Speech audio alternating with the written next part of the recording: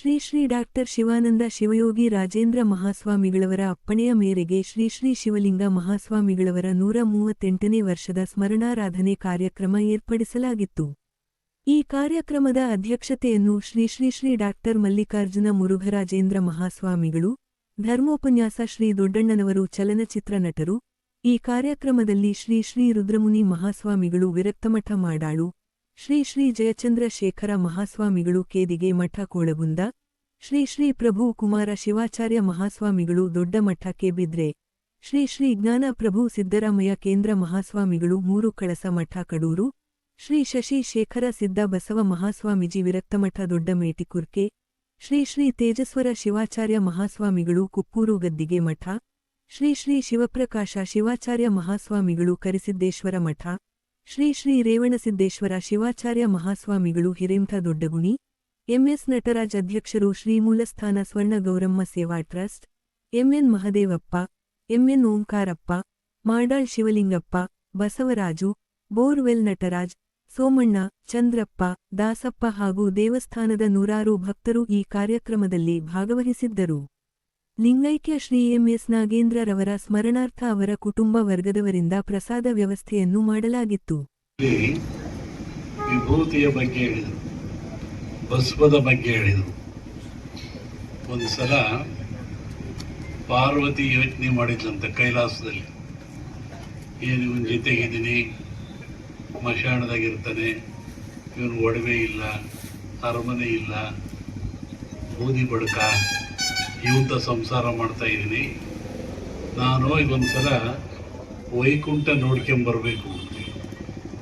ವೈಕುಂಠದಲ್ಲಿ ವಿಷ್ಣು ಸ್ಥಾನ, ಎಲ್ಲ ಬಂಗಾರ ವಜ್ರ ವೈಡೂರ್ಯ, ಮಹಾಶಕ್ತಿ ಇದೆ, ಸುಂದರವಾಗಿದ್ದಾನೆ, ಲಕ್ಷ್ಮಿ ಇದ್ದಾಳೆ, ಕುಬೇರ ಇದ್ದಾನೆ, ಇಂದ್ರ ಇದ್ದಾನೆ, ಎಲ್ಲ ದೇವಾನುದೇವತೆಗಳಿದ್ದಾರೆ. ಅದನ್ನು ನೋಡಬೇಕು ಅಂತ ಪಾರ್ವತಿ ಚಿಂತನೆ ಮಾಡಿದ್ಲು. ಈ ವಿಷಯ ಪರಮಾತ್ಮನಿಗೆ ಗೊತ್ತಾಯಿತು. ಒಂದಿನ ಕೇಳಿದ್ಲು ಪಾರ್ವತಿ, ನಾನು ವೈಕುಂಠ ನೋಡಬೇಕು, ನೋಡ್ಕೊಂಬರ್ಬೇಕು. ಅದಕ್ಕೆ ಪರಮಾತ್ಮ ಹೇಳಿದ, ಆಯ್ತು ಹೋಗಿ ಬಾ, ನೋಡ್ಕೊಂಬ. ಸುದ್ದಿ ಕೊಟ್ಟರು, ಪಾರ್ವತಿ ವೈಕುಂಠಕ್ಕೆ ಬರ್ತಾ ಇದ್ದಾಳೆ ಅಂತ. ಅವನು ವಿಷ್ಣು ಲಕ್ಷ್ಮಿ ಸಾಕ್ಷಾತ್ ದೇವತೆಗಳೆಲ್ಲ ಸೇರಿ ಪಾರ್ವತಿಯ ಸ್ವಾಗತಕ್ಕೆ ಸಿದ್ಧರಾದರು, ಎಲ್ಲ ತಯಾರಾದರು. ಈ ಪರಮಾತ್ಮ ಯೋಚನೆ ಮಾಡಿದ, ಈಕೆಯಲ್ಲಿ ಸ್ವಲ್ಪ ವೈಭವದ ಆಸೆ ಮೂಡಿದೆ ಅಂತ ಯೋಚನೆ ಮಾಡಿ ಆ ಪಾರ್ವತಿ ಹೋಗುವಾಗ ಹೇಳಿದ, ನೀನು ವೈಕುಂಠಕ್ಕೆ ಹೋಗ್ತೀಯ, ನೋಡ್ಕೊಂಬರ್ತೀಯ. ಆ ವಿಷ್ಣು ಹತ್ರ ಸ್ವಲ್ಪ ಅವನ ಹಣೆ ಮೇಲೆ ವಿಭೂತಿ ಇತ್ತು, ಪರಮಾತ್ಮ ಹಣೆ ಮೇಲೆ ವಿಭೂತಿ ಇತ್ತು. ಆ ಸ್ವಲ್ಪ ವಿಭೂತಿ ತೆಗೆದು ಆಕೆ ಕೈ ಕೊಟ್ಟ, ಇದನ್ನು ತಗೊಂಡೋಗು, ಇದ್ರ ತೂಕದಷ್ಟು ಬಂಗಾರ ಇಸ್ಕೊಂಬ ಅಂತ. ಪಾರ್ವತಿ ಹೋದ್ಲು, ಕೈಲಾಸ ಎಲ್ಲ ನೋಡಿದ್ಲು. ಒಂದಿನ, 2 ದಿನ, 3 ದಿನ ಆಯ್ತು. ಬಹಳ ಖುಷಿ ಆಯಿತು. ಎಂಥ ವೈಕುಂಠ ಇದೆ, ವಿಷ್ಣು ಹೆಂಗಿದ್ದಾನೆ, ನನ್ನ ತಂಗಿ ಲಕ್ಷ್ಮಿ ಆಗಿದ್ದಾಳೆ. ಖುಷಿಯಾಗಿ ಹೊರಟು ವಾಪಸ್ ಬರ್ಬೇಕಾರೆ. ಬರ್ಬೇಕಾದ್ರೆ ಹೊರಟು ಕೂಡ್ಲಿಕ್ಕೆ ಯೋಚನೆ ಆಯಿತು, ಪರಮಾತ್ಮ ಕೊಟ್ಟಿದ್ದಲ್ಲ ಸ್ವಲ್ಪ ಚಿಟಿಕೆ ವಿಭೂತಿ, ಅದನ್ನು ವಿಷ್ಣು ಕೊಟ್ಟಲು. ನೋಡಪ್ಪ, ನಿಮ್ಮ ಅಣ್ಣ ವಿಭೂತಿ ಕೊಟ್ಟಿದ್ದಾನೆ, ಇದ್ರ ತೂಕದ ಬಂಗಾರ ಕೊಡು ಅಂತ. ಅದೇನು ದೊಡ್ಡ ವಿಷಯ, ತಂದು ಹಾಕ್ರ ನಾವು ಒಂದು ತಕ್ಕಡಿ ಹಾಕಿರು. ಅವನು ಸ್ವಲ್ಪ ಹಣೆ ಮೇಲೆ ಭಸ್ಮ ಅವನ ಕಡೆಗೆ ಇಟ್ಟರು. ಎಲ್ಲ ಹಾಕ್ತಾರೆ, ಏನು ಸಮ ಆಗಲಿಲ್ಲ. ಆ ಶಿಷ್ಟು ಭಸ್ಮಕ್ಕೆ ವೈಕುಂಠವೇ ಸಮ ಆಗಲಿಲ್ಲ. ಕೊನೆಗೆ ಲಕ್ಷ್ಮಿ ವಿಷ್ಣು ಮೇಲೆ ಬಂದು ಕೂತ್ಕೊಂಡ್ರು ಸಮ ಆಗಲಿಲ್ಲ.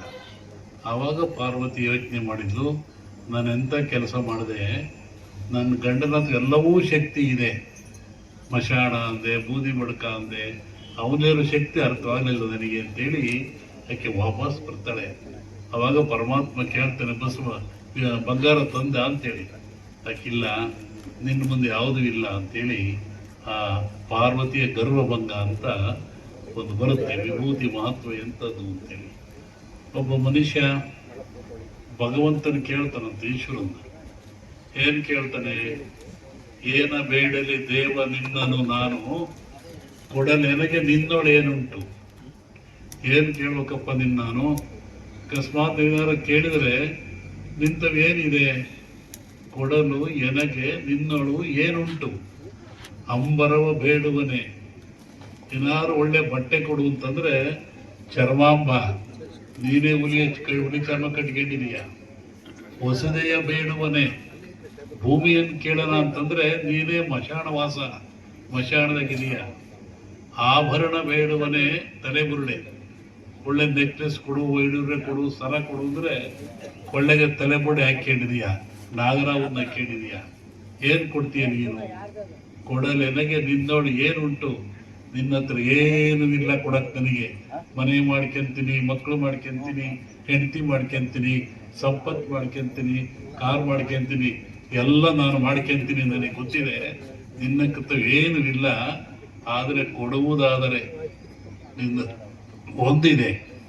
ಏನು ಕೊಡಬೇಕು ಅಂತಂದ್ರೆ ಕೊಡುವುದಾದರೆ ಮೋಕ್ಷವನ್ನು ಕೊಡುದೇವ. ನಿನ್ನಲ್ಲಿ ಮೋಕ್ಷ ಕೊಡೋ ಶಕ್ತಿ ಇದೆ.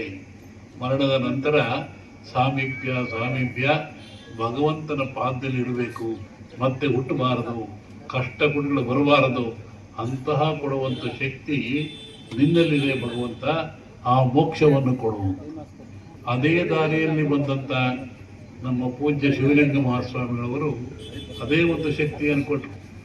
ಯಾತಕ್ಕೆ ಅಂತಂದ್ರೆ ಈ ಗೌರಮ್ಮನವರು ಹೇಳ್ತಾ ಇದ್ರು, ನಮ್ಮ ಸ್ವಾಮಿಗಳು ಹೇಳೋ ಸಂಪಿಗೆ ಅಂತ. ಸಂಪಿಗೆ ಗೌರಮ್ಮನಿಗೂ ಈ ನಮ್ಮ ಗೌರಮ್ಮನಿಗೆ ಯಾವುದೇ ಸಂಬಂಧ ಇಲ್ಲ, ಸಾಮೀಪ್ಯವಿಲ್ಲ. ಇದು ಗುರುವಿನ ಮುಖಾಂತರ ಬಂದದ್ದು, ಜಂಗಮನ ಮುಖಾಂತರ ಬಂದದ್ದು ಮಹಾದ್ ಶಕ್ತಿ ಇದು. ಇಲ್ಲಿ ಮುಕ್ತಿ ಮಹತ್ವ ಬಹಳ. ಗುರುಗಳು ಎಲ್ಲವನ್ನು ಮಾಡಿ ತೋರಿಸಿದ್ರು ಅವರಿಗೆ. ಕೊನೆಗೆ ಒಂದು ಮುಕ್ತಿಯನ್ನು ಕೊಟ್ಟರು. ಮುಕ್ತಿ ಅಂದ್ರೆ ಏನು? ಮುಕ್ತಿ ಅಂತ. ಮುಕ್ತಿ ಅಂದ್ರೆ ಮುಕ್ತಿ ಅಂತ. ಇದು ಮುಕ್ತಿ ಗೌರಮ್ಮ, ಮುಕ್ತಿ ಕೂಡ ಗೌರಮ್ಮ, ಇನ್ಯಾವುದೂ ಕೂಡ ಗೌರಮ್ಮ ಅಲ್ಲ. ಆ ಮುಕ್ತಿಯನ್ನು ಕೊಟ್ಟು ಗುರುಗಳು ಕೊಡಬೇಕಾದ್ರೆ 100 ಕೋಟಿ ಜಪವನ್ನು ಮಾಡಿದ್ರಂತೆ. ಹಂಗೆ ಬಂಗಾರ ತಂದು ಆಚರಿತ ಮಾಡಿಕೊಟ್ಟಿಲ್ಲ. ಅವ್ರ ಗುರುಗಳು 100 ಕೋಟಿ ಜಪ ಮಾಡಿದ್ರಂತೆ. ಅಂದರೆ ನಮ್ಮ ಕೆಲವೊಂದು ದಾಖಲೆಗಳು ಬರುತ್ತೆ, ಶಿವಲಿಂಗ ಜೈನವರು 100 ವರ್ಷ ಬದುಕಿದ್ರು ಅಂತ, ಒಂದು 100 ವರ್ಷ ಶತಾಯುಷಿಗಳಾಗಿದ್ದರು ಅಂತ. ಅಂಥವರು ಒಂದು ಮುಕ್ತಿಯನ್ನ ಈ ಭೂಲೋಕಕ್ಕೆ ಜನರ ಮುಕ್ತಿಗೆ ಕೊಡಬೇಕಾದ್ರೆ 100 ಕೋಟಿ ಜಪ ಮಾಡಿದರು. ಅಂದರೆ 50-60 ವರ್ಷ ಆ ಪಂಚಾಕ್ಷರಿ ಮಂತ್ರವನ್ನ, ಷಡಕ್ಷರಿ ಮಂತ್ರವನ್ನ ಜಪಿಸಿ ಕೊನೆಗೆ ಈ ಮುಕ್ತಿಯನ್ನು ತಯಾರು ಮಾಡಿದರು. ಮುಕ್ತಿ ತಯಾರು ಮಾಡಿ ಎಲ್ಲಿಡಬೇಕು ಅಂತ ಯೋಚನೆ ಮಾಡಿದಾಗ ಈ ಗೌರವದಲ್ಲಿಡಬೇಕು ಅಂತೇಳಿ ಆ ಮುಕ್ತಿಯನ್ನು ಅಜ್ಜಿಯವರು ಗೌರವದರಿಗೆ ಕೊಟ್ಟರು ಅಂತ. ಅಲ್ಲಿ ಹೇಳ್ತಾರೆ ಅವರಿಗೆ, ಯಾವುದು ಒಡವೆ ಮುಟ್ಟಿಸ್ಬೇಡ್ರಿ, ಬಂಗಾರ ಮುಟ್ಟಿಸ್ಬೇಡ್ರಿ, ಏನೂ ಮುಟ್ಟಿಸ್ಬೇಡ್ರಿ.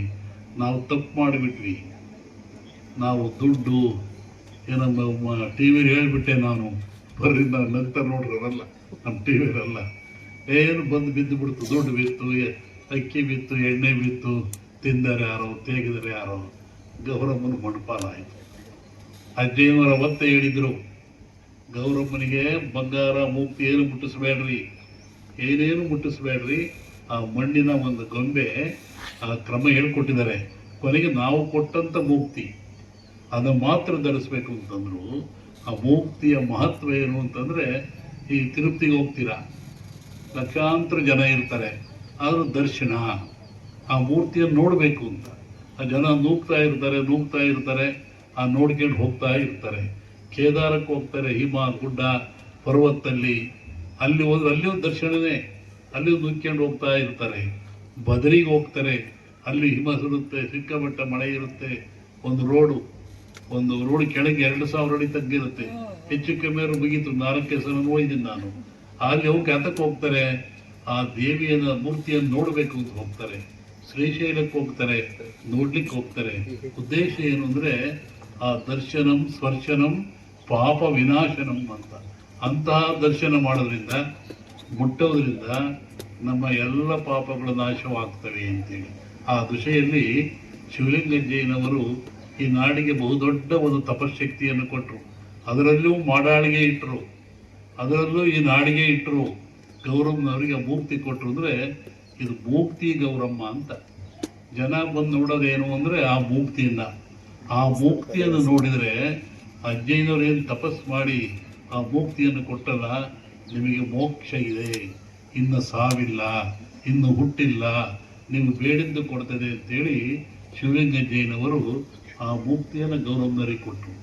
ಹಾಗಾಗಿ ಇದು ಮಹತ್ವದ ಎಲ್ಲ ಗೌರವಗಳಿದ್ದಾವೆ, ಎಲ್ಲ ಕಡೆ ಮಾಡ್ತಾರೆ, ಎಲ್ಲ ಗೌರವಗಳಿದ್ದಾವೆ. ಆ ಗೌರವದ ವ್ಯತ್ಯಾಸ, ಈ ವ್ಯತ್ಯಾಸವಿದು. ಜಂಗಮ ಮೂರ್ತಿ ಕೊಟ್ಟಿರ್ತಕ್ಕಂಥ ಮೋಕ್ಷದಾಯಕವಾಗಿರ್ತಕ್ಕಂಥ ಮೂರ್ತಿ ಇದು. ಆ ಮೂರ್ತಿಯ ದರ್ಶನ ಮಾಡಿದರೆ ಸಾಕು, ಸರ್ವ ಪಾಪಗಳು ದೂರ ಆಗ್ತವೆ, ಇಷ್ಟಾರ್ಥ ಈಡೇರ್ತವೆ ಅನ್ನೋ ಮಾತನ್ನು ಹೇಳ್ತಾ ಇಲ್ಲಿ ಶಿವಲಿಂಗಜ್ಜಯ್ಯನವರ ಈ ಒಂದು ಪುಣ್ಯತಿಥಿ ಕಾರ್ಯವನ್ನು ಈ ಭಾಗದ ಭಕ್ತರು, ಮುದ್ದೇಗೌಡರು, ವಂಶಸ್ಥರು, ನಮ್ಮ ಬಸವಣ್ಣ, ಎಲ್ಲ ನಮ್ಮ ದಾಸಪ್ಪ, ನಮ್ಮ ಸೋಮ ಎಲ್ಲರೂ ಸೇರಿ ಮಠಕ್ಕೆ ಮಾಡಬೇಕು ಅಂದರು. ಆಯ್ತರಪ್ಪ, ಎಲ್ಲ ಮಾಡ್ರಿ, ಎಲ್ಲ ವ್ಯವಸ್ಥೆ ಮಾಡ್ತೀವಿ. ಸಭೆ ಅಷ್ಟೊತ್ತಿಗೆ ನೀವೆಲ್ಲರೂ ಪ್ರಮಾಣ ಮಾಡಿ ವಿಭೂತಿ ಧರಿಸ್ಕೊಂಡು ಈ ಕಾರ್ಯಕ್ರಮಕ್ಕೆ ಬನ್ನಿ ಅಂತ. ಯಾಕೆಂದ್ರೆ ನಮ್ಮಮ್ಮ ಏನು ಓದಿರ್ಲಿಲ್ಲ, ಹೆಬ್ಬೆಟ್ ನೋಡು ನಮ್ಮಮ್ಮ ಹೆಬ್ಬೆಟ್ ನೋಡು, ಅಷ್ಟೇ ಸಾಲದಕ್ಕೆ ಕುಂಟಿ, ಅವಳಿಗೆ ಪೋಲಿಯೋ ಇತ್ತು, ಪೋಲಿಯೋ ಹೆಣ್ಮಗಳು, ಆದ್ರೂ ಸಹಿತ ಬದುಕಿಗೆ ಯಾವತ್ತೂ ಹೆದರಲಿಲ್ಲ. ವಿಭೂತಿನ ಯಾಕೆ ಧರಿಸ್ಬೇಕು, ರುದ್ರಾಕ್ಷನ ಯಾಕೆ ಧರಿಸ್ಬೇಕು ಅನ್ನೋದಕ್ಕೂ ಶಾಸ್ತ್ರೋಕ್ತವಾದ ಆಧಾರ ಇದೆ. ಹರಿಹರ ನಿರಂಚಾದ್ಯರಿಗೂ ಸಾಧ್ಯ ಇಲ್ಲ ಹಣೆ ಬರವನ್ನು ಅಳಿಸೋದಕ್ಕೆ. ಒಂದು ಭಸ್ಮಕ್ಕಿದೆ, ನಿಮ್ಗೆ ಓದಿದ್ರು ಇಲ್ವೋ, ಶಿವಪುರಾಣದಲ್ಲಿ ಬರುತ್ತೆ. ಏಕೆಂದ್ರೆ ಶಿವನ ಬಗ್ಗೆ ಓದಬೇಕು ನೀವು. ಓಂ ನಮ ಶಿವಾಯ ಅಂತ 3 ಎಳೆ ಭಸ್ಮ ಧರಿಸೋದ್ರಿಂದ ನಿಮ್ಗೆ ಜಾತಕದಲ್ಲಿ ಅಪಮೃತ್ಯು ಇದ್ರೆ, ನೀವು ಅಪಘಾತದಲ್ಲಿ ಸಾಯ್ಬೇಕು ಅನ್ನಂಗಿದ್ರೆ, ನೀವು ಆತ್ಮಹತ್ಯೆ ಮಾಡ್ಕೋಬೇಕು ಅನ್ನೋದಿದ್ರೆ, ಇವೆಲ್ಲ ಬಗೆಹರಿಯುತ್ತೆ. ಇದೆಲ್ಲ ಬಗೆಹರಿಯುತ್ತೆ, ಸತ್ಯವಾದ ಮಾತು. ಅದಕ್ಕೆ ಶಿವಪುರಾಣದಲ್ಲಿ ಮೊದಲನೇ ಲೈನ್ ಏನ್ ಬರುತ್ತೆ ಅಂದ್ರೆ, ನಾಗೇಂದ್ರ ಹಾರಾಯ ತ್ರಿಲೋಚನಾಯ ಭಸ್ಮಾಂಗಧಾರಾಯ ಮಹೇಶ್ವರಾಯ ನಿತ್ಯಾಯ ಶುದ್ಧಾಯ ದಿಗಂಬರಾಯ ತಸ್ಮೈ ನಕಾರಾಯ ನಮಃ ಶಿವಾಯ ಅಂತ ಬರೆಸ್ಬೇಕಂತೆ. ಹಂಗಾಗಿ ನೀವು ಕಲ್ತ್ರೆ ನಿಮ್ಮ ಮಕ್ಕಳು ಕಲಿಸ್ತೀರಾ. ಇವಾಗ ಎಲ್ಲೋದ್ರೂ ಸಹಿತ ಒಂದು ಹಿಂಸೆ ಏನು ಅಂದ್ರೆ, ಮಾಡಾಡಲ್ಲಿ ಕಾರ್ಯಕ್ರಮ ನಡೀತಾ ಇತ್ತು. ಎಲ್ಲಿ ಅಂದ್ರೆ, ನಾನು ತೋರಿಸ್ತೀನಿ ಸ್ವಾಮಿ, ಮೊದಲು ತಡೀರಿ, ನಾನೊಂದು ಸೆಲ್ಫಿ ತಕ್ಕಂತೀನಿ ಅಂತೀರಾ. ದೇವರನ್ನ ಹೇಳ್ತೀನಿ, ಯಾವುದೇ ದೇವಸ್ಥಾನಕ್ಕೆ ಹೋದ್ರೆ ಗೊತ್ತಾಯ್ತ, ಬಸವಣ್ಣವ್ರ ವಚನನ ಜ್ಞಾಪಕದಲ್ಲಿ ಇಟ್ಕೊಳ್ಳಿ. ನಾದಪ್ರಿಯ ಶಿವನೆಂಬರು, ದೇವರಾಣೆ ನಾದಪ್ರಿಯ ಅಲ್ಲ, ವೇದ ಪ್ರಿಯ ಶಿವನೆಂಬರು, ವೇದ ಪ್ರಿಯನೂ ಎಲ್ಲ ಸತ್ಯವಾಗ್ಲು. ಭಕ್ತಿ ಪ್ರಿಯ ನಮ್ಮ ಕೂಡಲ ಸಂಗಮ ದೇವ. ದೇವಸ್ಥಾನಕ್ಕೆ ಹೋಗಿ ತಕ್ಷಣ ಕಣ್ಮುಚ್ಚಿ ಬಿಡಬೇಡಿ. ಹೊರಗಡೆ ಅಲ್ಲಿ ಎದುರುಗಡೆ ಯಾವ್ದಾದ್ರು ವಿಗ್ರಹ ಇದ್ರು, ಇಲ್ಲ ಯಾವ್ದಾದ್ರು ಒಂದು ಪವಿತ್ರವಾದ ಶಿವಲಿಂಗಜ್ಜಯ್ಯನವರಂತ ಗದ್ದಿಗೆ ಇದ್ರನು ತದೇಕ ಚಿತ್ತದಿಂದ ನೋಡ್ಬೇಕು. ಕಣ್ಣು ಮಿಟುಕಿಸಬಾರ್ದು. ಕಣ್ಣು ಮಿಟುಕಿಸಿದ್ರೆ ನೀವು ನೋಡಿ, ನಿಜವಾಗ್ಲೂ ನೀವು ಓದ ಕೆಲಸ ಜೈವಾಗ್ಲಿಲ್ಲ ಅಂದ್ರೆ ನನ್ನ ಹೆಸರಿಡಿದು ಬದಲಾಯಿಸಿ ಕರೀರಿ ಅಂತ ನಿಮ್ಗೆ ಹೇಳ್ತೀನಿ. ಯಾಕೆಂದ್ರೆ ನಿಮ್ಗೆ ನಂಬಿಕೆ ಇಲ್ಲ ಯಾವುದ್ರಲ್ಲೂ ಸಹಿತ. ನಂಬಿಕೆ ಬೇಕು. ಯಾಕೆಂತಂದ್ರೆ ನಂಬಿ ಕೆಟ್ಟವರಿಲ್ಲ ಜಗತ್ನಲ್ಲಿ, ನಂಬಿ ಯಾವತ್ತೂ ಕೆಟ್ಟಿಲ್ಲ. ನನ್ಗೇನೋ ಒಂದು ಕೆಲಸ ಆಗ್ಬೇಕಾಗಿತ್ತು, ಒಂದೇ ಒಂದು ಮಾತಾಡ್ಬಿಟ್ಟು ನನ್ನ ಮಾತಿಗೆ ವಿರಾಮ ಆಗ್ತೀನಿ. ಮಾಡಾಳು ಗೌರಮ್ಮ ಯಾಕೆ ನಡೆಸ್ಕೊಳಕ್ಕಾಗಲ್ಲ? ನಾನು ನನ್ನ ಹೆಂಡತಿ ಫಸ್ಟ್ ಬಂದಾಗ ಸತ್ಯವಾದ ಮಾತು ಹೇಳ್ತೀನಿ, ನಮ್ಗೆ ಒಂದು ದನಿನ ಕೊಟ್ಟಿಗೆಲ್ಲ ಊಟಕ್ಕೆ ಇಕ್ಕಿದ್ರು. ಹಂಗೆ ಅಂತ ನಮ್ಗೇನು ಅವಮರ್ಯಾದೆ ಅಲ್ಲ, ಗೊತ್ತಾಯ್ತಾ? ಅಲ್ಲಿ ಏನಾದ್ರೂ ಒಂದು ಚೂರು ಮಾಡಬೇಕು ಅನ್ನೋ ಆಸೆ ಇತ್ತು, ತುಡಿತಾ ಇತ್ತು. ಯಾಕೆಂದ್ರೆ ಹುಟ್ಟಿದ ಈ ಭೂಮಿಗೆ ಏನಾದ್ರೂ ಒಂದು ಋಣ ತೀರಿಸ್ತಾನೆ ಇದ್ರೆ ಹೆಂಗ್ರಿ? ಈ ಸ್ವಂತ ನಮ್ಮನೆ ಅಲ್ಲ ಇದು. ನಾವು ನೀವು ಎಲ್ಲ ಇರೋದು ಭಗವಂತನ ಸಾಕ್ಷಿ ಬಾಡಿಗೆ ಮನೆ. ಹೋಗ್ಬೇಕು ಒಂದ್ ದಿವ್ಸ ನಮ್ ಸ್ವಂತ ಮನೆಗೆ ಹೋಗ್ಬೇಕು. ಒಬ್ರು ಜ್ಞಾನಿಗಳು ಹೇಳ್ತಾರೆ, ಇಲ್ಲಿರುವುದು ಬರೀ ಸುಮ್ಮನೆ, ಅಲ್ಲಿರುವುದು ನಮ್ಮನೆ. ನೀನ್ ಇರೋ ವರ್ಷ ದಿವಸ ಏನ್ ಮಾಡ್ದೆ, ನಿನ್ನ ಚಾಪನ್ನ ಏನ್ ಮಾಡಿಸ್ದೆ, ನಿನ್ನ ಶ್ರಮನ ಏನಾಗ್ದೆ, ಏನು ಗೊತ್ತಿಲ್ದಲ್ಲಿ ಇವರು ನಮ್ಮವ್ವ. ಸಾಲು ಮರದ ತಿಮ್ಮಕ್ಕ ಒಬ್ಳು ಹಳ್ಳಿ ಕುಕ್ಷಿ, ನಿರಕ್ಷರ ಕುಕ್ಷಿ ಹೆಣ್ಮಕ್ಳು 1,000 ಗಿಡ ನಿಂತವಳೆ. ನೀವೇನ್ ಮಾಡಿದ್ದೀರ ಅಂತ ಒಂದು ಪ್ರಶ್ನೆ ಹಾಕೊಳ್ಳಿ ದಯವಿಟ್ಟು. ನೀವು ಮನೇಲಿ ಏಕಾಂತವಾಗಿದ್ದಾಗ ಒಂದು ಕೆಲಸ ಮಾಡಿ, ಒಳ್ಳೊಳ್ಳೆ ಕೆಲಸಗಳನ್ನೆಲ್ಲ ಮಾಡಬಹುದು ನೀವು. ನಿಮ್ ಕೈಲಿ ಆಗಲ್ಲ, ನನ್ನ ಕೈಲಿ ಏನೂ ಆಗಲ್ಲ ಅಂದ್ರೆ ಏನೂ ಆಗಲ್ಲ, ನನ್ನ ಕೈಲಿ ಆಗತ್ತೆ ಅಂದ್ರೆ ಎಲ್ಲ ಆಗತ್ತೆ.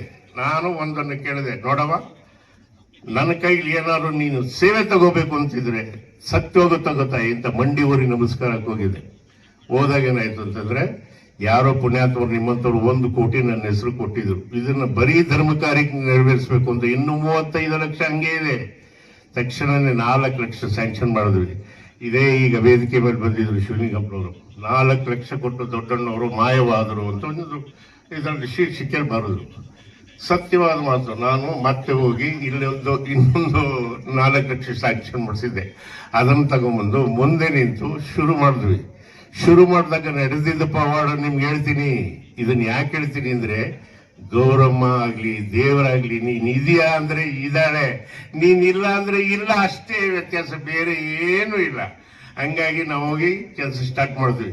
ಕೆಲಸ ಸ್ಟಾರ್ಟ್ ಮಾಡಿದಾಗ ಏನಾಯ್ತು ಅಂತಂದ್ರೆ, ಬೋರ್ಡ್ ಹಾಕೋ ಸಂದರ್ಭ ಬಂತು. ಅವಾಗ ವಾಲಕ್ ಶುರು ಆಯ್ತು. ಕೆಳಗಡೆ ಮೇಲ್ಗಡೆ ತಡಿತಾ ಇರಲಿಲ್ಲ, ಕೆಳಗಡೆ ಒದೆ ಕೊಡ್ಬೇಕಾಗಿರೋ ಈ ತರ ಗೂಟುಗಳು ಸಹ ಕಮ್ಮಿ ಆಯ್ತು. ತಕ್ಷಣನೇ ಅರ್ಸಿಕೆರೆಗೆ ಹೋಗಿ ಅಲ್ಲಿಂದ ತಗೊಂಬಂದು ಸರಿಯಾಗಿ ಕೊಟ್ಟು ಮೋಲ್ಡ್ ಹಾಕಿದ್ವಿ. ಮೋಲ್ಡ್ ಹಾಕಿದ್ರೆ ಮಾಡಾಳು ಗ್ರಾಮಕ್ಕೆ ಮಾತ್ರ ಮಳೆ ಇಲ್ಲ, ಮಾಡಾಳು ಗ್ರಾಮಕ್ಕೆ ಮಾತ್ರ ಮಳೆ ಇರಲಿಲ್ಲ. ಸುತ್ತಮುತ್ತ ಬರೋ ಗಾಡಿಗಳೆಲ್ಲ ತೊಯ್ದು ಹೋಗ್ತಾ ಇತ್ತು. ಏನು ಸಿಕ್ಕಾಪಟ್ಟೆ ಮಳೆ ಬರ್ತಾ ಇದೆ. ನಾನು ಗೌರಮ್ನಲ್ಲಿ ಬಂದು ಕೇಳ್ಕೊಂಡಿದ್ದಿಷ್ಟೇ, ಅಲ್ಲೊಂದು ಮರ ಇದೆ, ಏನು ಅಂತಂದ್ರೆ ಬಿಲ್ಪತ್ರೆ ಮರ. ಆ ಬಿಲ್ಪತ್ರೆ ಮರದ ಕಟ್ಟೆ ಮೇಲೆ ಕೂತಿದೆ. ರಾತ್ರಿ 11 ಗಂಟೆವರೆಗೂ ತಡೆ ಹಿಡಿದು ಬಿಡೆ ತಾಯಿ, ಆಮೇಲೆ ಎಷ್ಟಾನ ಮಳೆ ಸುರಿಲಿ ಅಂತ ಕಂಟ್ರಾಕ್ಟರ್ ನಾವೆಲ್ಲ ನಿಂತ್ಕೊಂಡು ಮಾತಾಡಿದ್ವಿ. ಎಲ್ಲ ಆದ್ಮೇಲೆ 11 ಗಂಟೆಗೆ ಮಾಡಾಳಲ್ಲಿ ಮಳೆ ಶುರು ಆಯ್ತು. ಸುತ್ತಮುತ್ತ ಎಲ್ಲ ನಿಂತೋಗಿತ್ತು. ಇದು ಗೌರಮ್ಮ ತಾಯಿ ಮಾಡಿದ ಪವಾಡ. ಒಳ್ಳೇದು ಮಾಡಿದೆ ಅಂತ ಹೇಳ್ಬಿಟ್ಟು ನಂದೊಂದು ಅರಿಕೆ ಇತ್ತು.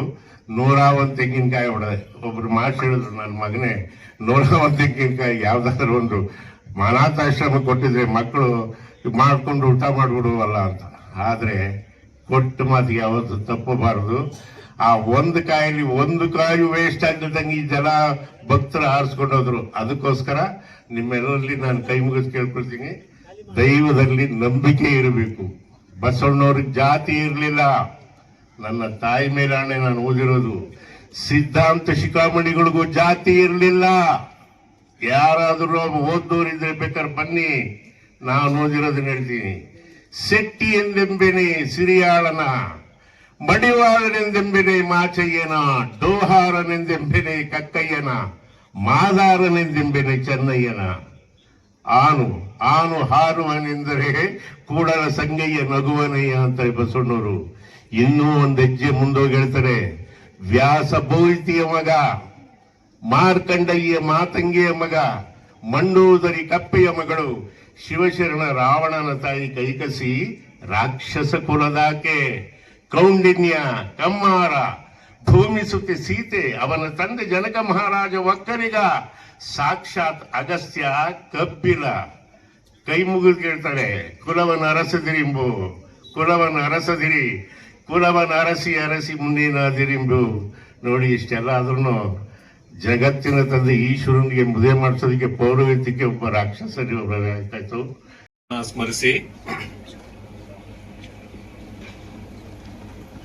ಹಾರನಹಳ್ಳಿ ಕೋಡಿ ಮಠದ ಪರಮ ತಪಸ್ವಿ ಶಿವಲಿಂಗಜ್ಜಯ್ಯನವರ ಪುಣ್ಯ ಸ್ಮರಣಾರಾಧನೆಯ ಸಮಾರಂಭದ ದಿವ್ಯ ಸಾನ್ನಿಧ್ಯವನ್ನು ವಹಿಸಿರ್ತಕ್ಕಂಥ ಶ್ರೀಮನ್ ನಿರಂಜನ ಪ್ರಣವ ಸ್ವರೂಪಿ ಜಗದ್ಗುರು ಡಾಕ್ಟರ್ ಶಿವಾನಂದ ಶಿವಯೋಗಿ ರಾಜೇಂದ್ರ ಮಹಾಸ್ವಾಮಿಗಳವರ ಸನ್ನಿಧಿಗೆ ವೇದಿಕೆಯ ಮೇಲೆ ಉಪಸ್ಥಿತರಿರುವ ಎಲ್ಲ ಪೂಜ್ಯ ಮಹಾಸ್ವಾಮಿಗಳವರಿಗೆ ಶರಣಾರ್ಥಿಗಳು.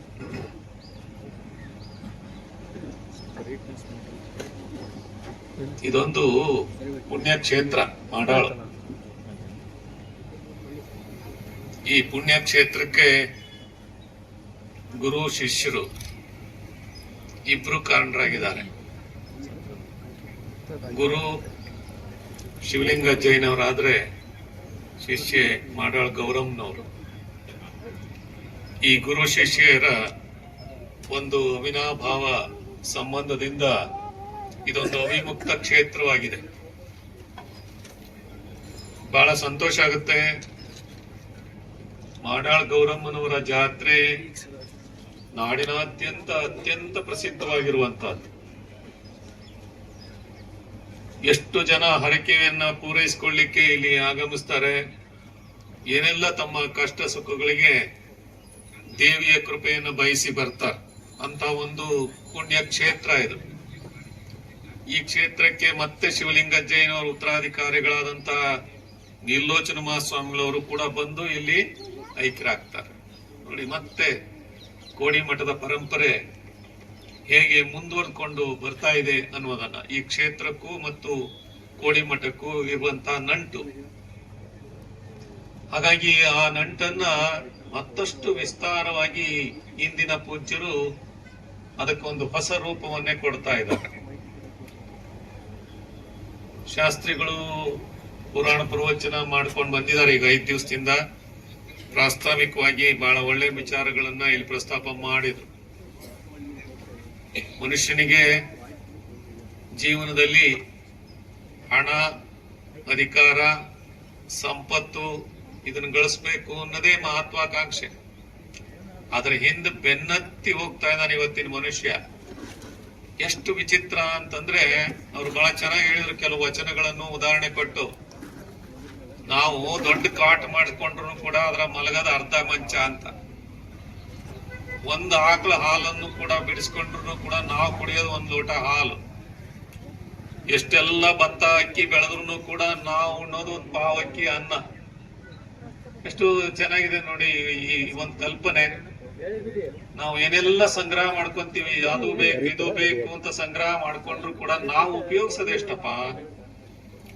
ಈ ಜಗತ್ತು ಸಾವಿರಾರು ವರ್ಷಗಳಿಂದ ಬೆಳ್ಕೊಂಡ್ ಬಂದಿದೆ. ಇದ್ರಲ್ಲಿ ನಾವಿರೋದು ಎಷ್ಟು ವರ್ಷ, ಈಗ ನಮ್ಮ ಆಯುಷ್ಯ ಎಷ್ಟು ವರ್ಷ, ಇದನ್ನೆಲ್ಲ ಯೋಚನೆ ಮಾಡಿದ್ರೆ ಮನುಷ್ಯ ಆದ್ರೂ ಕೂಡ ಹಣದ ಬೆನ್ನತ್ತಿ ಹೋಗ್ತಾ ಇದ್ದಾನೆ, ಅಧಿಕಾರದ ಬೆನ್ನತ್ತಿ ಹೋಗ್ತಾ ಇದ್ದಾನೆ, ಸಂಪತ್ತನ್ನ ಸಂಗ್ರಹಿಸಿ ಇಟ್ಕೊಳ್ಬೇಕು ಅಂತ ಬಯಸ್ತಾ ಇದ್ದಾನೆ. ಇದನ್ನೆಲ್ಲ ನೋಡಿದ್ರೆ ಮನುಷ್ಯನ ವಿಚಿತ್ರವೇ ಅನಿಸ್ತದೆ. ಇದು ವಿಚಿತ್ರ. ಸಂಸ್ಕೃತ ಸುಭಾಷಿತ ಬಹಳ ಚೆನ್ನಾಗಿದೆ. ಅನಿತ್ಯಾಣಿ ಶರೀರಾಣಿ ವಿಭವೋ ನೈವ ಶಾಶ್ವತಃ ನಿತ್ಯಂ ಸನ್ನಿಹಿತೋ ಮೃತ್ಯು ಕರ್ತವ್ಯೋ ಧರ್ಮ ಸಂಗ್ರಹ ಅಂತ ಒಂದು ಸುಭಾಷಿತ ಇದೆ. ಬಹಳ ಚೆನ್ನಾಗಿದೆ. ನಾವೆಲ್ಲ ಈ ಶರೀರವನ್ನ ನೆಚ್ಕೊಳ್ತೀವಿ, ಇದು ಕಾಯಂ ಆಗಿ ಇರುತ್ತೆ.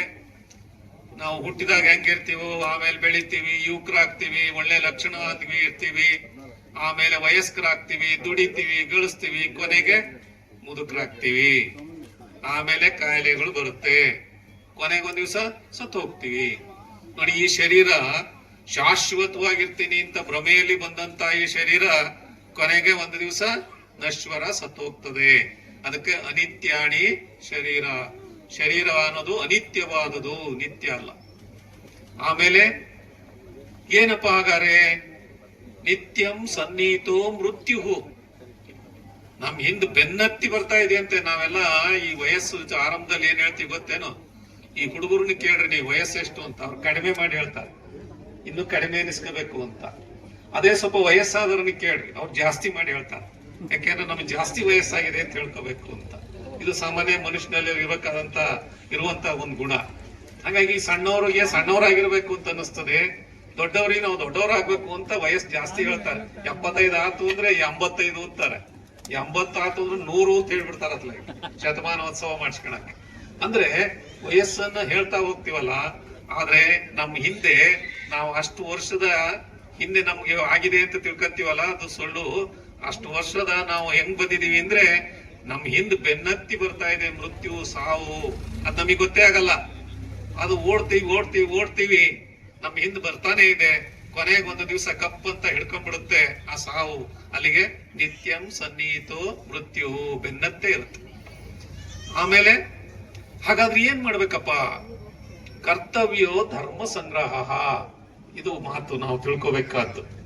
ನಾವು ಎಷ್ಟು ವರ್ಷ ಇರ್ತೀವಿ ಅನ್ನೋದು ಮುಖ್ಯವಲ್ಲ, ನಾವು ಏನ್ ಗಳಿಸ್ತಿದೀವಿ ಅನ್ನೋದು ಮುಖ್ಯವಲ್ಲ. ಆದ್ರೆ ನಾವು ಮುಖ್ಯವಾಗಿ ಮಾಡ್ಬೇಕಾದ್ದು ಧರ್ಮ ಸಂಗ್ರಹ. ಧರ್ಮ ಸಂಗ್ರಹ ಹೆಂಗ್ ಮಾಡದ್ರಿ ಅಂತಂದ್ರೆ ಧರ್ಮಂ ಚರ ಅಂತ. ಧರ್ಮಂ ಚರ, ಸತ್ಯಂ ವದ. ಇದು ಬಹಳ ಮುಖ್ಯ.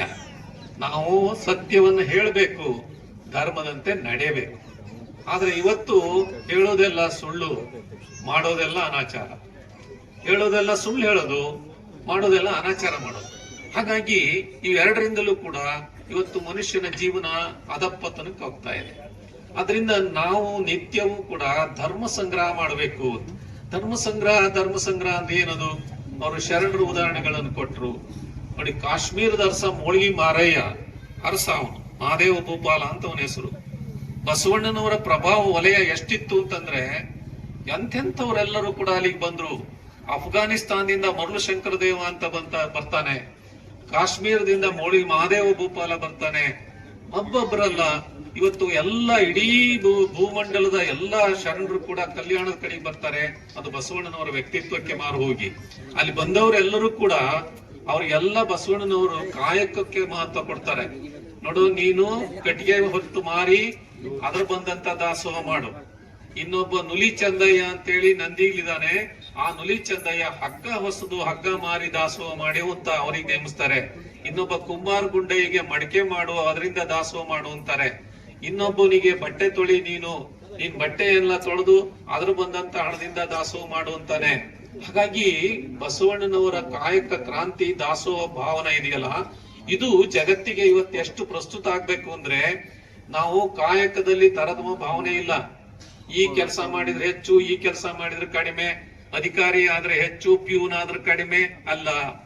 ಅಧಿಕಾರದ್ದು ಕೂಡ ಒಂದೇ, ಪ್ಯೂನ್ ಆದ್ರೂ ಕೂಡ ಒಂದೇನೆ. ತರತಮ ಭಾವನೆನೇ ಇಲ್ಲ. ಎರಡಲ್ಲಿ ಕೆಲಸ ಅಂತಂದ್ರೆ ಕಾಯಕ ಅಂದ್ರೆ ಅದಕ್ಕೆ ವ್ಯತ್ಯಾಸ ಇಲ್ಲ. ಆಮೇಲೆ ಕಾಯಕ ಅಂದ್ರೆ ಹೇಗಿರ್ಬೇಕಪ್ಪ, ಅದು ಸತ್ಯ ಶುದ್ಧ ಪ್ರಾಮಾಣಿಕವಾಗಿರ್ಬೇಕು.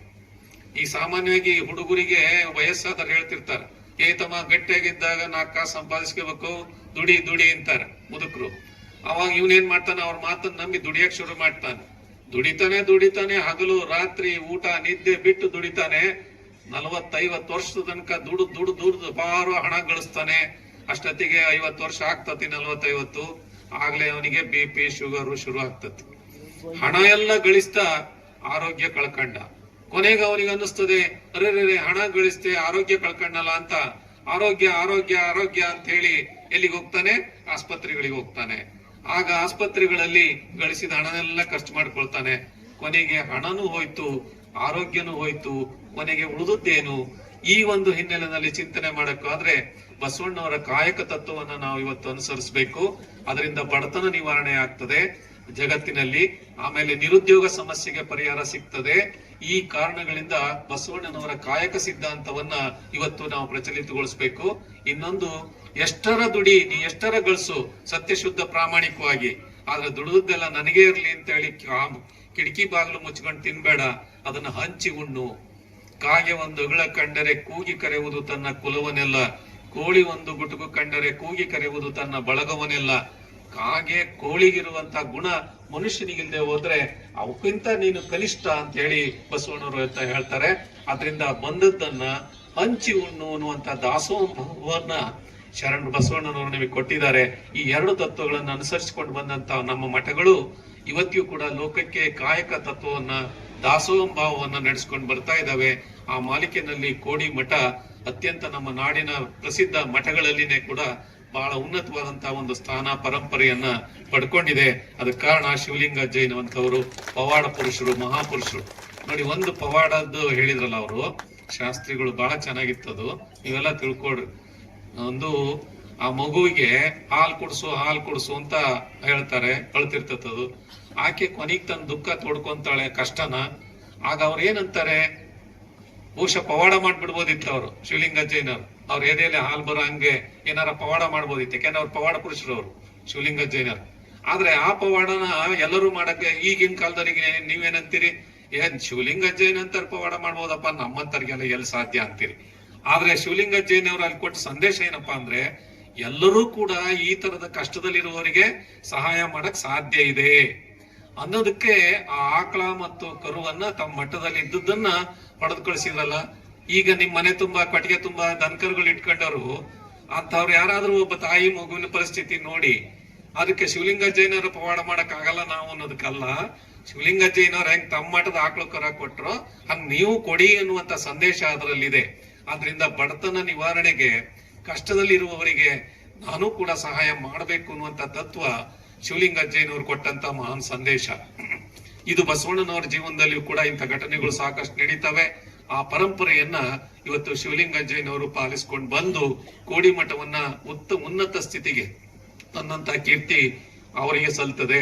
ಆ ನಂತರ ಬಂದಂತ ನಮ್ಮ ನೀಲೋಚನ ಮಹಾಸ್ವಾಮಿಗಳವರು ಕೂಡ ಮೌನ ಅನುಷ್ಠಾನ ಮೂರ್ತಿಗಳಾಗಿ ತಮ್ಮ ತಪಸ್ ಸಾಮ್ರಾಜ್ಯದಿಂದ, ಪೂಜಾನುಷ್ಠಾನದಿಂದ ಬಹುಶಃ ಈ ಭಾಗದ ಭಕ್ತರಲ್ಲಿ ಅತ್ಯಂತ ಶ್ರದ್ಧಾ ಭಾವನೆಯನ್ನ ಮೂಡಿಸುವಂತ ಒಂದು ಅಪರೂಪದ ಸ್ವಾಮಿಗಳವರು ನೀಲೋಚನ ಮಹಾಸ್ವಾಮಿಗಳವರು. ಅವರ ನಂತರ ಶಿವಾನಂದ ಶಿವಯೋಗಿ ರಾಜೇಂದ್ರ ಮಹಾಸ್ವಾಮಿಗಳವರು ಬಂದ ಮೇಲೆ ಈ ಮಠದ ಇತಿಹಾಸನ ಕೂಡ ಬದಲಾವಣೆ ಆಯಿತು. ಅತ್ಯಂತ ವೈಭವೀಕೃತವಾದಂತಹ ಶ್ರೀಮಠ ಪರಂಪರೆಗೆ ಶ್ರೀಮಠ ಸೇರ್ತು.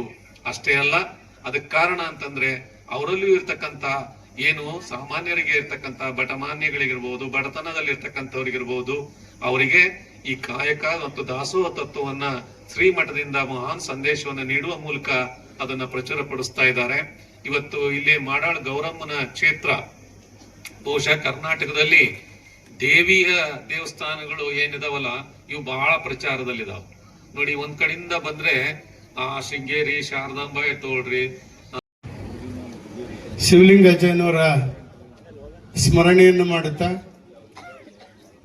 ಈ ಒಂದು ಕಾರ್ಯಕ್ರಮದ ಕೇಂದ್ರ ಬಿಂದುವಾದಂತಹ ಪರಮ ಪೂಜ್ಯರಲ್ಲಿ ಡಾಕ್ಟರ್ ಶಿವಾನಂದ ಶಿವಯೋಗಿ ರಾಜೇಂದ್ರ ಮಹಾಸ್ವಾಮಿಗಳವರ ದಿವ್ಯ ಚರಣಗಳಲ್ಲಿ ಪಡಮಟ್ಟು ಈ ಕಾರ್ಯಕ್ರಮದಲ್ಲಿ ಆಗಮಿಸಿರುವ ಎಲ್ಲ ಮಹಾಸ್ವಾಮೀಜಿಯವರ ದಿವ್ಯ ಚರಣಗಳಲ್ಲಿ ಪಡಮಟ್ಟು ಈ ಒಂದು ಕಾರ್ಯಕ್ರಮಕ್ಕೆ ಚಲನಚಿತ್ರ ನಟರಾದಂತಹ ಸುಪ್ರಸಿದ್ಧ ದೊಡ್ಡಣ್ಣನವರೇ, ವೇದಿಕೆ ಮೇಲೆ ಉಪಸ್ಥಿತಿರುವ ಎಲ್ಲ ಗಣ್ಯಮಾನ್ಯ ಸಜ್ಜನರೇ ಹಾಗೂ ಮಾತೆಯರೇ, ಇವತ್ತಿನ ದಿವಸ ಮಾಡಾಳು ಗ್ರಾಮದಲ್ಲಿ ಶಿವಲಿಂಗಜ್ಜನವರ ಪುಣ್ಯ ಸ್ಮರಣೋತ್ಸವವನ್ನ ಈ ಒಂದು ದಿವಸ ಹಮ್ಮಿಕೊಂಡಿರೋದು. ಈ ಒಂದು ಕಾರ್ಯಕ್ರಮದಲ್ಲಿ ಆಗಮಿಸಿರುವ ನಾವು ನೀವೆಲ್ಲರೂ ಕೂಡ ಧನ್ಯರು ಅಂತ ಹೇಳ್ಬೋದು. ಯಾದಕ್ಕೋಸ್ಕರವಾಗಿ ಅಂತಂದ್ರೆ ಮಹಾತ್ಮನ ನೆನವದೇ ಘನಮುಕ್ತಿ ಪದಂ ಅಂತ ಹೇಳಿದೆ. ಮಹಾತ್ಮರನ್ನ ನಾವು ಸ್ಮರಣೆ ಮಾಡಬೇಕು, ಅವ್ರನ್ನ ಸ್ಮರಿಸಬೇಕು. ಸಂಸಾರಿಗಳು ಮನೆಯಲ್ಲಿ ಹಿರಿಯರ ಪೂಜೆಯನ್ನು ಮಾಡ್ತಾರೆ, ಹಾಗೆ ಗುರು ಪರಂಪರೆಯಲ್ಲಿ ಅವರ ಸ್ಮರಣೋತ್ಸವ ಪೂಜೆಯನ್ನ ಮಾಡುವಂಥದ್ದು ಕರ್ತವ್ಯ. ಈ ಸಂದರ್ಭದಲ್ಲಿ ಎಲ್ಲ ಮಹಾಸ್ವಾಮಿಗಳವರು ಆಡಿದಂಥ ನುಡಿಮುತ್ತುಗಳನ್ನ ನೀವು ಕೇಳಿ ನಿಮ್ಮ ಜೀವನದಲ್ಲಿ ಅಳವಡಿಸ್ಕೋಬೇಕು. ನಾನು ಹೆಚ್ಚಿಗೆ ಮಾತನಾಡೋದಿಲ್ಲ, ಪರಮ ಪೂಜ್ಯರು ಇನ್ನು ಮಾತನಾಡೋರು ಸಾಕಷ್ಟಿದ್ದಾವೆ. ಈಗ ವೇಳೆ 1 ಗಂಟೆ ಆಗಿದೆ, ನಿಮ್ಮೆಲ್ಲ ಹೊಟ್ಟೆ ಹಸ್ತಿದೆ.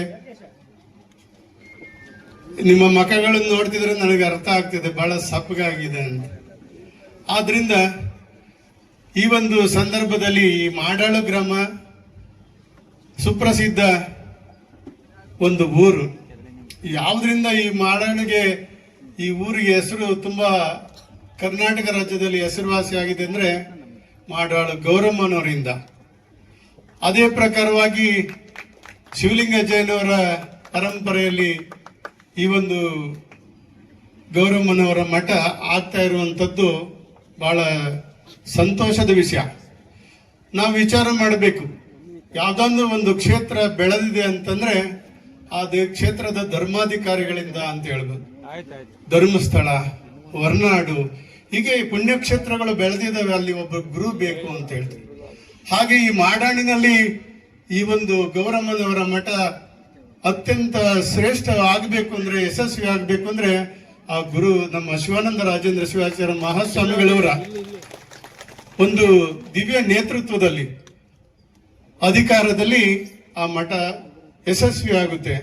ಈ ಕರ್ನಾಟಕ ರಾಜ್ಯದಲ್ಲಿ ಅಂತಾರಾಷ್ಟ್ರೀಯ ಒಂದು ಹೆಸರು ಪಡ್ಕೋಬೇಕು ಅಂತಂದ್ರೆ ನಮ್ಮ ಗುರುಗಳ ಧರ್ಮಾಧಿಕಾರದಿಂದ ಸಾಧ್ಯ ಅಂತ ಈ ಸಂದರ್ಭದಲ್ಲಿ ಹೇಳಿ, ಇದಕ್ಕೆಲ್ಲರೂ ಕೂಡ ಆ ಗೌರಮ್ಮನವ್ರ ಬಗ್ಗೆ ನಿಮಗೆ ಸಾಕಷ್ಟು ಗೊತ್ತಿದೆ. ಆ ಗೌರಮ್ಮ ಸಂಪಿಗೆ ಗ್ರಾಮ, ತುರುವೇಕೆರೆ ತಾಲೂಕು ಸಂಪಿಗೆ ಗ್ರಾಮದಿಂದ, ಅಲ್ಲಿ ಜನರ ಅಸಡ್ಡೆಯಿಂದ ಆ ಗೌರಮ್ಮನವರಿಗೆ ಶ್ರದ್ಧಾ ಭಕ್ತಿ ಕಡಿಮೆ ಮಾಡಿ, ಆ ಶ್ರದ್ಧೆಯನ್ನ ಕಡಿಮೆ ಮಾಡಿದ್ರಿಂದ, ಭಕ್ತಿಯನ್ನ ಕಡಿಮೆ ಮಾಡಿದ್ರಿಂದ ಆ ಗೌರಮ್ಮ ಈ ಮಾಡಾಳು ಗ್ರಾಮಕ್ಕೆ ದಯಮಾಡಿಸಿದ್ರು ಅಂತ ಹೇಳ್ತಾರೆ. ನೀವೇನಾದ್ರೂ ಕೂಡ ಇಲ್ಲಿ ಅದೇ ಅಸಡ್ಡೆಯನ್ನು ಮಾಡಿದ್ರೆ ಹಿಂದೆಲ್ಲಿಗೆ ಹೋಗುತ್ತೋ ಗೊತ್ತಿಲ್ಲ. ಅದಕ್ಕೋಸ್ಕರವಾಗಿ ಆ ಗೌರಮ್ಮ ಏನ್ ಮಾಡಿದ್ದಾರೆ ಅಂದ್ರೆ ನಮ್ಮ ಕೋಡಿ ಮಠದ ಪೂಜರಲ್ಲಿ ಮೊರೆ ಹೋಗಿದ್ದಾರೆ. ಈ ಒಂದು ಕ್ಷೇತ್ರದಲ್ಲಿ ಈ ಒಂದು ಶಿಲಾ ದೇವಸ್ಥಾನವನ್ನು ನಿರ್ಮಿಸುವಂತದ್ದು. ಸಂಪಿಗೆ ಗ್ರಾಮದಲ್ಲಿ 1.5 ಕೋಟಿ ರೂಪಾಯಿ ಖರ್ಚು ಮಾಡಿ ಅಲ್ಲಿ ಒಂದು ಗೌರಮ್ಮನವರ ದೇವಸ್ಥಾನ ಮಾಡಿದ್ದೇವೆ. ಆ ದೇವಸ್ಥಾನಕ್ಕೆ ನಾವೇ ಅಧ್ಯಕ್ಷರಲ್ಲಿ. ಅಲ್ಲೂ ಕೂಡ ಶ್ರದ್ಧಾ ಭಕ್ತಿಯಿಂದ ಆ ಗೌರಮ್ಮನವರು ಯಾರಾದ್ರೂ ಮೊರೆ ಹೋದ್ರೆ ಅವರ ಭಕ್ತಿಯ ಇಷ್ಟಾರ್ಥಗಳನ್ನು ಸಿದ್ಧಿಸುವಂತ ಶಕ್ತಿ ಆ ಮಾತೆಯಲ್ಲಿದೆ, ಗೌರಮ್ಮನಲ್ಲಿದೆ. ಅದೇ ಪ್ರಕಾರವಾಗಿ ನೀವು ಆ ಗೌರಮ್ಮನಲ್ಲಿ ಗುರುಗಳಲ್ಲಿ ಭಕ್ತಿಯನ್ನ ಇಟ್ಟಾಗ ನಿಮ್ಮ ಎಲ್ಲ ಇಷ್ಟಾರ್ಥಗಳು ಸಿದ್ಧಿಸ್ತವೆ ಅಂತ ಈ ಸಂದರ್ಭದಲ್ಲಿ ಹೇಳಿ ನನ್ನ 2 ಮಾತನ್ನು ಮುಗಿಸ್ತೀನಿ. ಓಂ ಶಾಂತಿ.